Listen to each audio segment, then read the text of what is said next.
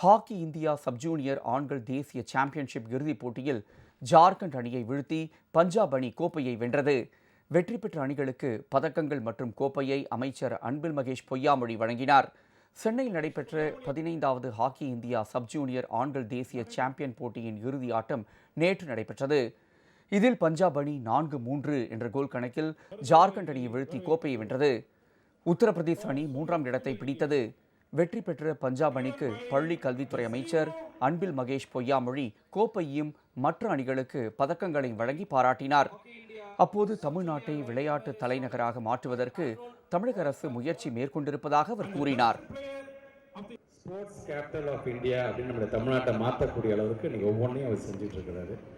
அதுவும் எனக்கான மனோட்டம் நான் ரொம்ப பிடிச்சது என்னன்னா, என்னை காட்டிலும் அதிகப்படியாக அரசு பள்ளியை சாதிக்கிற பிள்ளைங்களை இன்னும் நம்ம ஊக்கப்படுத்த வேண்டும் என்று அவர் சொல்ல எனக்கு அவ்வளோ ஆசையாக இருக்கும்.